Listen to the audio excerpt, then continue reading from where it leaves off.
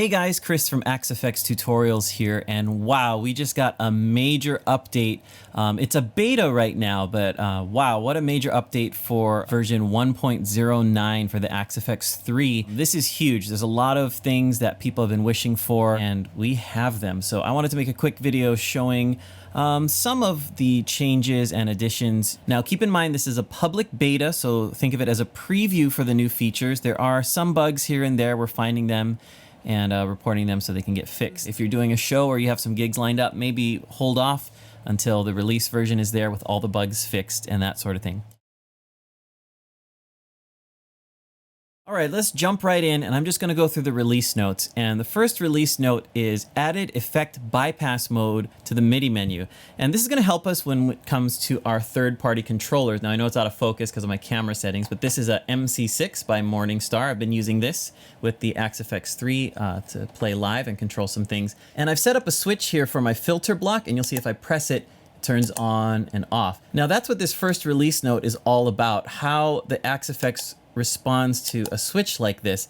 Now, it's kind of tough to explain this in a quick way, but basically with all the previous AxeFX gear and how the AxeFX 3 used to work, a switch would send a value of 0 to turn the block off, and the switch would send a value of 127 to turn the block on. Now, sometimes this got out of sync when, say, you turned on the filter block in this preset, and so your switch turned it on, so the last message it sent is on, it's in the on position.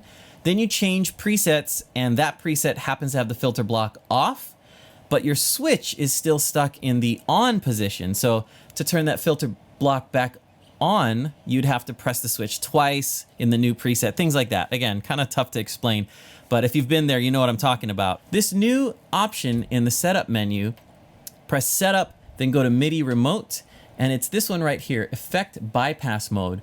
Now, the way it worked previously is this setting, value, meaning the value is what determines if the block is on or off, 0 versus 127. And really it was a range from 0 to 63 and 64 to 127. But anyway, the new option is not value, it's toggle.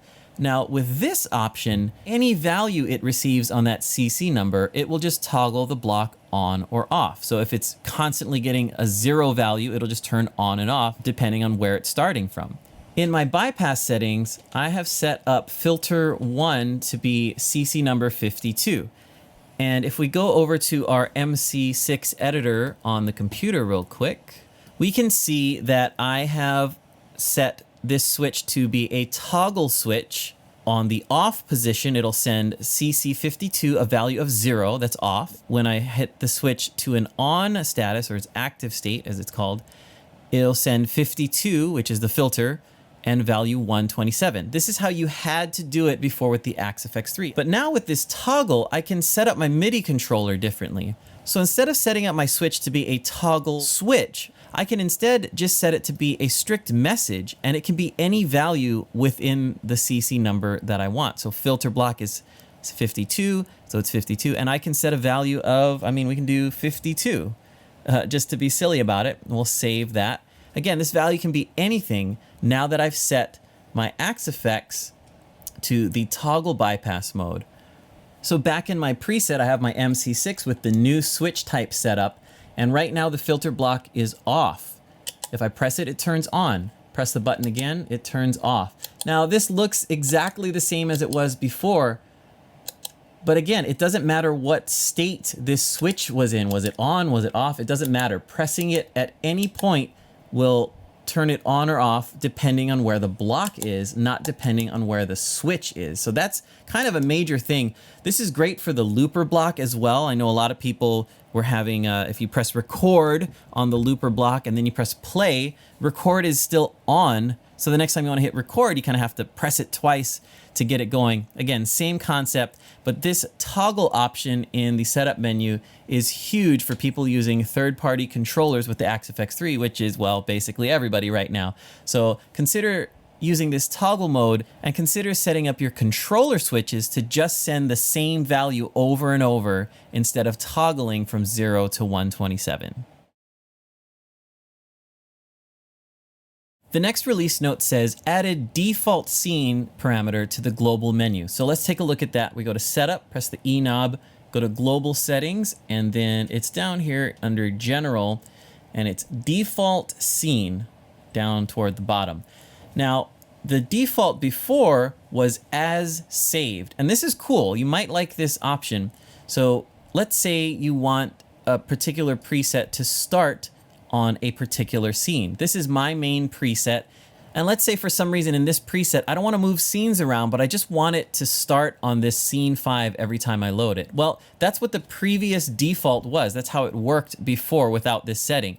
If I went to scene 5 and then saved it, when I leave and come back to the preset, it will load scene 5. This is cool, so you can have your scenes arranged how you want, but just load a particular starting point when you get to that preset. What some people were running into though is, let's say they went to scene 3 and made some adjustments here in the EQ block or something, and then they saved it right then, and then they left the preset, and then when they came back, okay, I'm gonna have a big HBE sound, and it's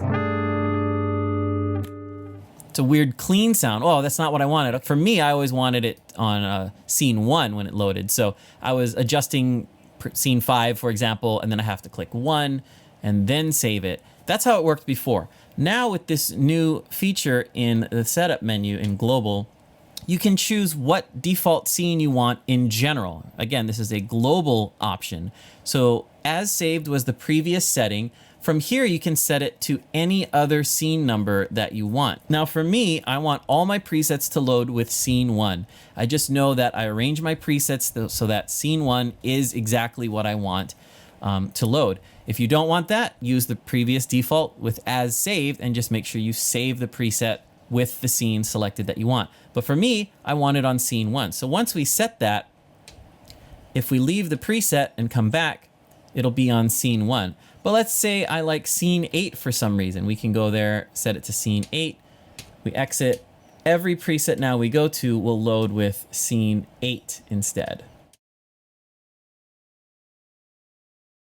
The next release note is added channel parameter to modifiers. This allows applying the modifier to all channels or only a selected channel of a block. Now this one's huge, and it's something that people have been asking for a while with the AxeFx2 and AX8 and those sorts of things. So the way it worked before is, let's talk about the AxeFx2 real quick. It's a little simpler.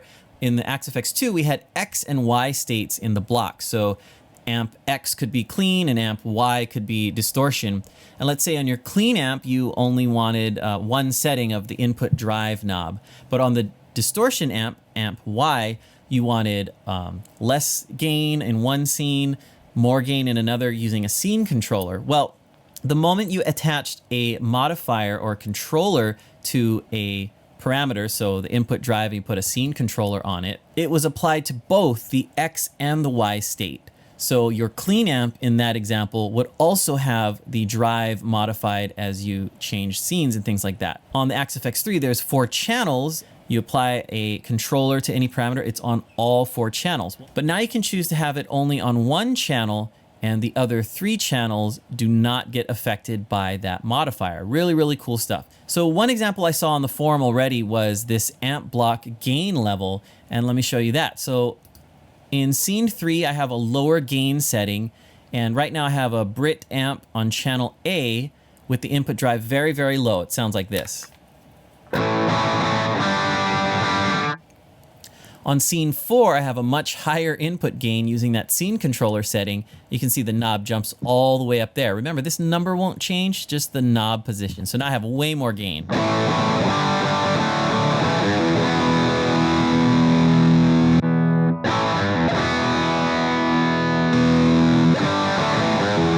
But let's say on scene 5, I switch channels to channel B, which is a clean tone.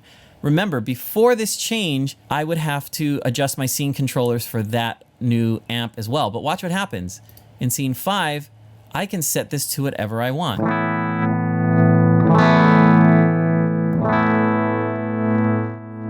Looking at the hardware, I can change this input drive all I want, which was something you couldn't do before. Now it still says there's a modifier on it, but fortunately it's not on this channel. So how do we check this out? Well, in Edit, if you right click the parameter, we bring up the modifier menu, and there's a new option here called Channel in the modifier, and right now I have it selected to channel A. So I have a scene controller, but only channel A is affected by that scene controller. Right now I'm on channel B, and it is not affected. Now in Edit, you can change this value, but you can't move the knob. That needs to be adjusted, but you can still change it with these values. So if I want it higher, I can change it to 3. So just click here, enter in the value we want, and then it will change. Right now we can't move the knob. And on the hardware, remember, you highlight the parameter you want and hit the Enter key, and then you get into the modifier menu. I'm using a scene controller, and the option is at the very top on the hardware, channel, and that's how you select it there. So kind of cool. With the same amp block, I can change amp channels, and one can have its drive changed with the scene controller, and an amp on another channel, a different type, doesn't have it affected by those scene controllers at all. Kind of cool. Another way to use this is the first example I thought of, was a lot of people want to use the same expression pedal for wah and say whammy or something like that in one preset. And before, you had to kind of do some interesting routing by putting them parallel, using volume blocks or a mixer block or something like that to change things. There were many ways to do it, but this sort of simplifies things, at least for me. In this preset, I've set up where scene 1, my expression pedal, attached to that MC6 from earlier, is controlling the wah block on an auto engage. And this auto engage will turn off when it's toe down. So that's forward position on the pedal, toe down, and it's off. So that's why it's off right now. In scene 2, I've set it up so that a pitch block is controlled by the same expression pedal, and heel down, the opposite, heel down is turning that off. So check this out. I'm in scene 1, I'm gonna move the pedal and play.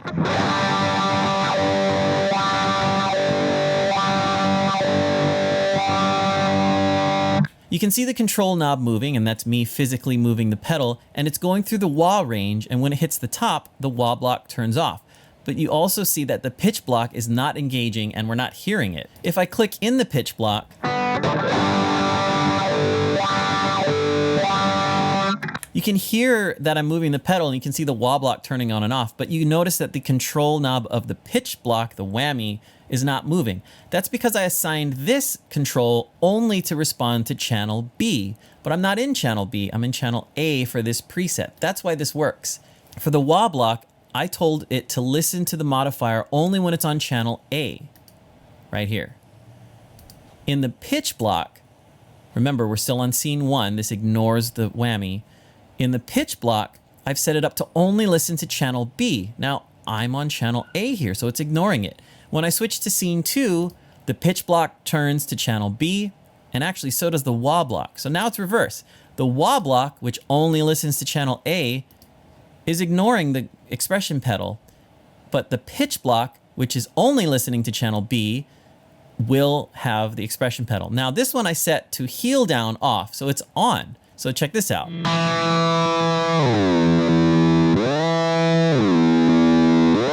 So now, just switching between the two scenes here, I can have a wah block on auto engage. And on this particular song, let's say I want the pitch to be an octave up using the whammy, so I've set it that way, so toe down is on, and I have the octave up whammy.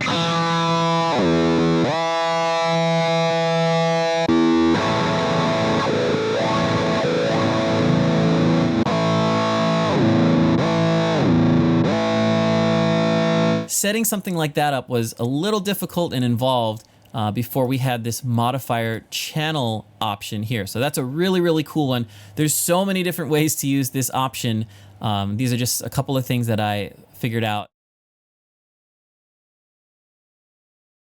The next release note says added boost type and boost level to the amp block. There are 7 boost types, and these all act as clean boosts, replicating the often used drive on 0 level, usually all the way up technique. So what is that? A lot of times people with a distorted amp will add a drive block in front of it, and they'll turn the drive all the way down because they don't want necessarily more distortion, but they'll turn the level all the way up. This hits the front end of the amp harder, usually tightening up the bass, and a lot of people like this for solos, gives it more sustain and that sort of thing without changing the tone too much. Now you don't need to do that because the amp block has an integrated boost type, which already does that. So neutral is how it used to work. We had the input boost here, you would turn that on and it would kick up the drive a little bit. But now we have a boost type and we have all these types. Now some of it's going off the screen in this demo. So you can choose any of those. And when you choose that and turn the boost on, it's basically doing what this drive pedal was doing. And you can save CPU. You don't even need that now. Get rid of that. Go to the amp block, just turn on your input boost and adjust your boost type as needed. Now in AxeEdit, the boost switch to turn it on is on this basic page, and the preamp page holds the boost type and boost level. That might move around in the future, I don't know, but on the hardware itself, if you go into the amp block, they're all right next to each other on the hardware. So there's your boost on and off, there's your type, and then your level. All right, another release note says added prompt on edited preset change parameter to global settings. So what is this? Well, if we go to setup, global, and let's see, it's under general down here, prompt on edited preset change. So off is how the AxeFX3 worked before. It just didn't have this feature at all. So to use this, we need to turn it on. So now it's on. If we go back to the main home screen, you'll see this now says prompt on edited preset change is enabled. So what does that mean? Well, it will prompt you if you edit a preset and then try to change presets. That's what that means. So let's try this. I'm just gonna use the hardware for this one. We'll go into the layout, and right now I have an input compressor block and an output. Very simple. This is how the preset was saved. But let's say, oh, I didn't want a compressor block. I wanted a delay block. So I'm gonna change the delay, hit enter to insert that into the preset. And let's exit. Let's say I'm playing around and I like that. Okay, let's go. I hit nav right to go to the next preset, and uh-oh, it didn't change, and a prompt comes up. The preset contains unsaved changes. So do you want to get rid of these changes and actually change the preset? If so, hit the enter button. Or did you make a mistake? You don't want to change presets, and instead you need to either save or do something like that. You hit exit and then store the preset as you need to. And now I can change presets because there have been no changes at all. Now, this is great when you're setting up your presets, making changes, and you're in, rehearsal mode and that sort of thing. Ooh, I don't want to lose any changes by accidentally changing presets. However, you want to make sure you turn this off when you're about to perform. So let's say you're on stage and you turn off the delay block, you bypass it, and then you're about to change presets. Oh, your preset has changes. Well, what changed? I didn't change any parameters. Well, you turned off the delay block. Is that something you want to do? Again, this feature is for building your presets and not losing any changes. So when you're about to perform, or when you're done rehearsing or setting up your things, make sure you go back to setup, global, and turn prompt on edited preset change off. Again, you have to make sure that's off, so when you adjust your preset by bypassing blocks and things, you can leave the preset and you'll be fine. The next release note is huge. It's only 3 words. Added global blocks. Okay, there's a lot more words after that, but global blocks, huge, huge, huge. A lot of people have been missing this since the AxeFX3 came out, which was only like 3 months ago. But the AxeFX2 had global blocks, and these were great. I made a video about this way back, explaining how global blocks work on the AxeFX2. And I'm gonna try to show quickly how global blocks work on the AxeFX3. It's pretty much the same thing. So what is a global block? Let's say you have an amp block that you really like, and you save it in this preset, and it has all your preferred settings. And you like it so much that in another preset, you have the same block, you copied it over or something like that, and it has the same settings. Now, let's say you have 5 presets with this same amp block. You just love it. It's exactly what you want. Now you go to the gig and, ooh, I need a little less treble. It's a little bright, so I want to turn the treble down. Well, I use the same amp block in all 5 presets, That means I have to go to each preset and turn the treble down to 3, then go to the next preset, turn it down, save, go to the next preset, turn it down, save, and on and on.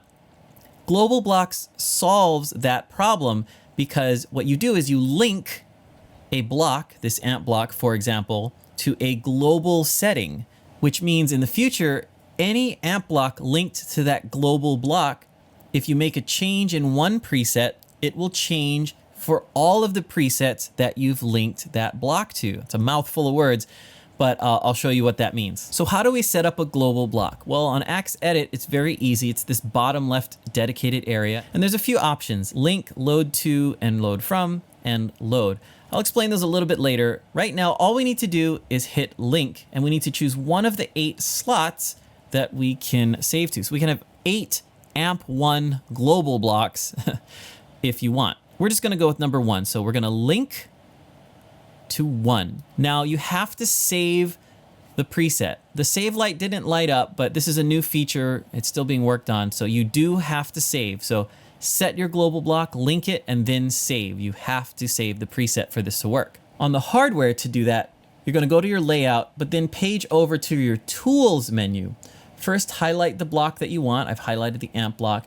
Change the value wheel till it says link to global block. And that's what we want to do. Link it to the global block. And here on knob E, we can change what slot 2, 3, 4, 5, 6, all of those. So global 1 is what we want. You can hit either enter or execute to do that. So we're doing the same thing, but I'm just showing you. And remember, from here, you still have to save the preset. So store, enter, enter. Now my amp block 1 has been linked to global block 1. And again, these global block slots are per block. So this is all the slots for amp 1. If I had amp 2, it would be a separate 8 slots. Delay, separate 8 slots for just delay 1, delay 2, delay 3, all of those. So now we've set up the amp the way we like. Let's go to a new preset and set up a new amp and link it. So we'll go to our next preset. And we have something similar, but you can see in my amp block, it's set to Vibra King. That's not what we want. So there's a few options from here. Clicking our global block area again. First, what we don't want to do is go to link. Remember, link will replace the global block data. We don't want to change that global block data to Vibra King. We want it to be what was in our previous preset. So you only link the first time. From there, when you create a new preset and you want to base it off of that previous global block, you do not use link. Remember that. You want to link and load, or just load. So what is load? Let's say we want to make a new preset with those settings, but we eventually want to change things and we don't want to affect all the other amps that are linked. Just load it. Now in AxeEdit, we need to click off of the block and then click back on, and then we'll see the changes. That needs to be updated. But on the hardware, it's an immediate change. So just remember that. In Edit, when you link a block or load from a block, you need to click off and then click back on. Now again, we just hit load. All we did is say, hey, what were those settings? Put it here, but that's it. I just want the settings since I love that amp. Now we can make our changes and do whatever we want. Let's turn all the knobs down just to make it easy to see. So all the knobs down. This is the setting I want. I just wanted that as a starting point. But let's say we do want it to affect our global block in the future. So we're going to go to link and load, and we're going to choose slot 1. Now again, you need to click off the block and then click back on for things to show in AxeEdit. That will be updated in the future. But here we go. Now we have all of our settings the way we had it before, and it is linked to that global block. Again, once you set a global block, you need to save for that link to maintain. So we just change it, hit save. So check this out. We're going to do this on the hardware. Remember, the amp block and these 2 presets are now linked, global blocks 1 and 2. I just happened to name it that. And let's change a setting. Let's turn the input drive all the way up. Now I've done that in preset global blocks 1. You need to store the preset. Now when I go to global blocks preset 2, because those amp blocks are linked, input drive in preset 2 has also changed. Let's do something else. Let's turn the bass all the way down and the mids and the treble all the way down. That's easy to notice. And remember, you have to store that preset for the settings to go to all the linked global blocks. We're in preset 2, bass, mid, and treble are turned all the way down. We're going to go to preset 1 and check it out, and those are all turned down. That's Amazing. Now with the same amp in multiple presets, I can adjust things at the gig. Oh, I need more treble than 0. Save it. And then in all my other presets that use that linked global block, the treble will be saved the same exact way. This works for your amp blocks, your delay blocks, everything that has the global option, it works the same exact way. And this is great for multiple presets that are based on the same sound, and you just want any adjustments to affect all of those presets. This is huge. So let me show you how to unlink that just in case you have a preset and you want to get rid of that global block feature. Go back to your tools menu and choose the block you want. I have amp highlighted, and just change this to unlink from global block. Hit execute. That's it. You want to store, of course, to save that setting. And now this amp block is unlinked. If I change these all the way up, store. When I go back to global blocks 1, my other preset, and look, that didn't happen. Those aren't turned all the way up because I unlinked that block. They aren't communicating with each other anymore. Okay, next I want to talk about the looper block, and the looper behavior has been changed, and I think it's much better with more options now. So here's the looper block, and right now I'm going to use the hardware buttons just to demonstrate this. And first, let me give a quick looper overview to show you how it works. There's a record button, play, there's an overdub option, but there's no specific button for it, and I'll explain that in just a sec. And there's a once button as well. So the basics of recording a loop is first you hit record, and then when you're done recording, to play the loop immediately, you hit play. A lot of loopers work like that. There's 2 separate buttons for that. Let me show you that.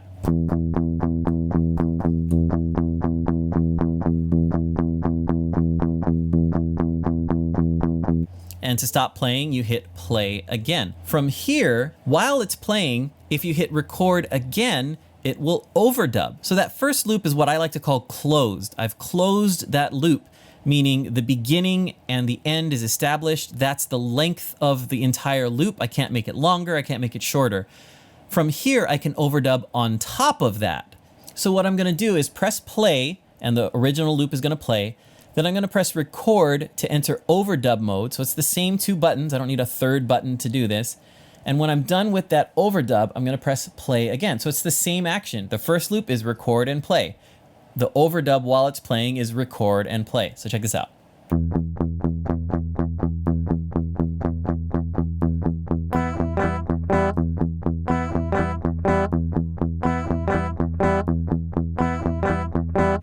So now I have my first loop playing, the low note, and then I have my overdub going on, which is the higher notes. Amazing loop. I can't wait to write a song about this. And then once I press play, they both play. There's another button here called once, and if I press once while it's playing, at the end of the loop, it'll stop. This is great if you're playing a verse and you have a chorus coming up, so you're gonna change what you're playing on the guitar, but you don't wanna have to time singing the chorus at the same time with the words and pressing stop right on beat and things like that. So if I press play and then I press once while it's going, at the end of that loop, it will stop. So check this out.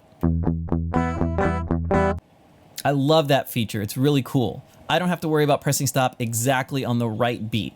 Okay, from here, there is a new function called undo, and it's only available once the loop is playing or if you're recording. I'll show you that. So what I'm gonna do is press play. Now remember, we recorded our first loop, the bass loop, the lowest layer, if you will, and then we recorded an overdub. I'm gonna press play. This is gonna change to say undo. And if I press undo while it's playing, it will take out the overdub, and all we'll hear is the first layer or the bass loop. Check this out.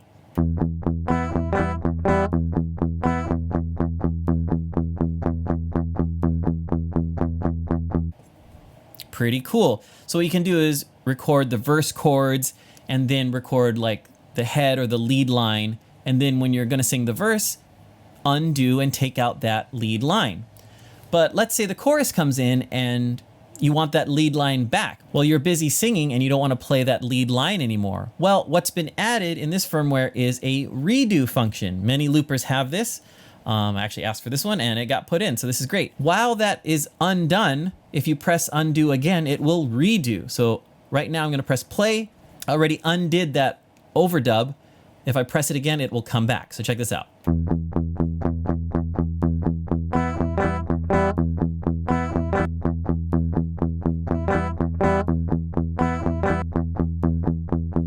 As you heard, I brought the overdub in and out using the undo button for undo and redo. Really, really cool. From here, while the loop is stopped, some people were requesting a way to erase the loop just so they didn't accidentally press play and there was, sound coming out. Now you can do that. The same button, in this case, it's C, and it is actually the undo function if you're using a MIDI controller.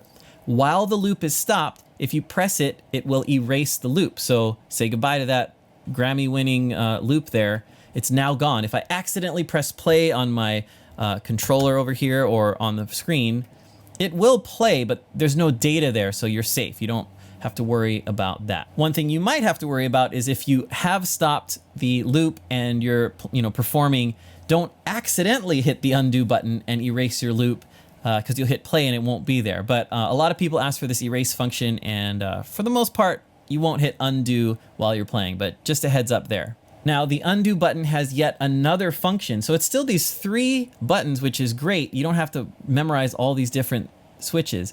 Let's record a new bass loop in a new key. So here is the first layer. Grammy winning, I know. I'm just churning them out today. Anyway, there it is.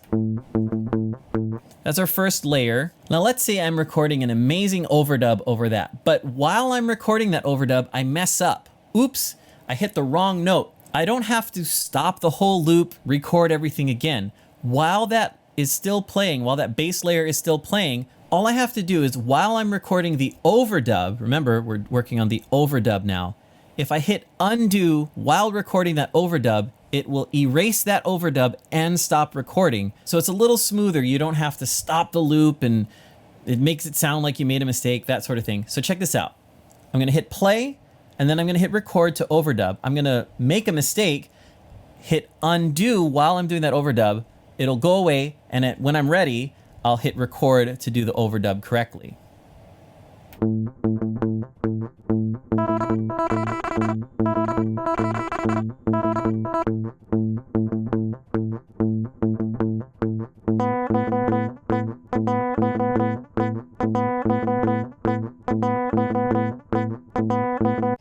Perfect. That's exactly what I wanted it to sound like. So again, just demonstrating there that while you're recording the overdub, if you make a mistake, hit undo, it'll go away. When you're ready, while the loop is still playing, at any time you can hit overdub and it will record and you can do that overdub. So the undo button does a lot, actually. It'll undo a recorded overdub, it'll redo it. It will also erase an overdub while you're recording it if you make a mistake, allowing you to hit record again. A lot of functionality there. Something a lot of people like to do is create loops very quickly with the bass layer and then immediately start overdubbing. With previous versions, there was a dedicated overdub switch, but this meant you had like at least 4 switches for your looper on your controller, and sometimes moving your foot around isn't the best, especially if you're trying to overdub quickly. So in previous generations, what you had to do is hit record, then move your foot over to the overdub button, then move your foot over to the play button, and so on to do that. Now, with the record button, pressing it while recording immediately starts another overdub. So you can do some layers really quickly. So first you're establishing the main layer, then you press record again, and it'll immediately start recording the next layer. And from there, you can keep overdubbing on that same layer or hit play to play, things like that. So I can demonstrate this without even playing guitar. You hit record and it'll start recording. From here, before I press play and it would play the loop without recording. That's what you want to do most of the time usually. But if I hit record again while it's recording, you can see it immediately goes into overdub mode. Now from here, record doesn't do anything additional. So the next button you want to press is probably play. So let me demonstrate that. What I'm going to play is the low E string as my bass layer. When I hit overdub, I'm going to switch to the A string and that will be my overdub. So check this out.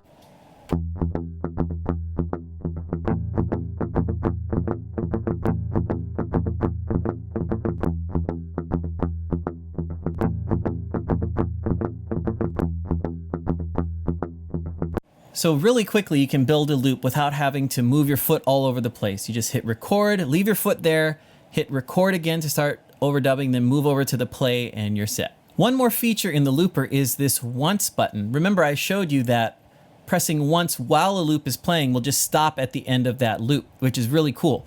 But sometimes I'm playing a verse chord progression and I want to loop that, but I don't want to immediately play it. Let's say I'm recording that verse, but right after the verse is done, it goes to the chorus, so I don't want to play the verse again.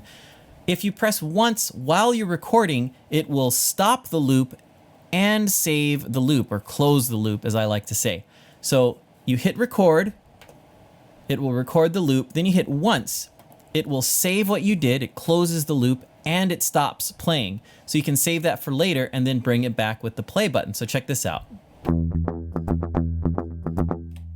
You can hear I played something, I hit once and it stopped, but where did it go? Is it still there? Yep, if I hit play, it's that.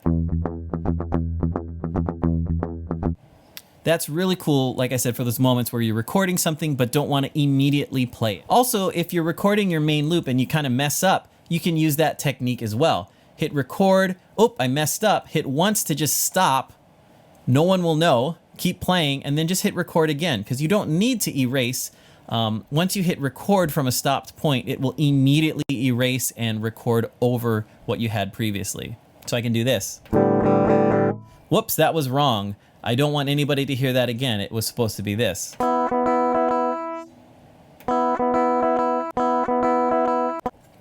So a lot of cool functions in the looper using minimal buttons. Record and play are your main ones. Hit record, then press play to play. Hit record, and then hit record again to close the loop and immediately start overdubbing. Press play to stop while it's playing, and to stop overdubbing, of course. And then you have erase and undo functions here, and you have the once function. Lots of cool stuff in just a few buttons.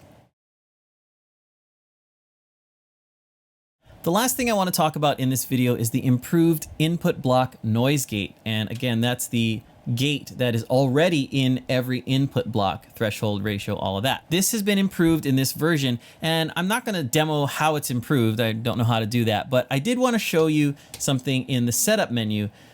This new improvement depends on this new global setting. So hit setup, global settings, and then at the very bottom for now, it's this AC line frequency setting. You want to make sure this is set appropriately for the country you live in, depending on its electricity. So right now, the only two settings are 60 Hertz and 50. I don't know too much about electricity, but in the US, it's 60 Hertz. I believe in the EU and other related places, it's 50 Hertz. So you know more about this than I do. I just know it's 60 for me. Make sure you set this correctly to help improve the noise that's taken out automatically with the input block, depending on this setting. So that's it for this video. Remember, this is a public beta, but there's a lot of cool functions added here, so you can get a preview of where this stuff is going. Some of it still needs a little bit of work. We're still working on it, but it's great that you guys get to see the preview of all these cool functions that people have been asking for, and we're just getting it with the AxeFX 3. So have fun. Check out the release notes for some other things that I didn't cover, and make some good music. See ya.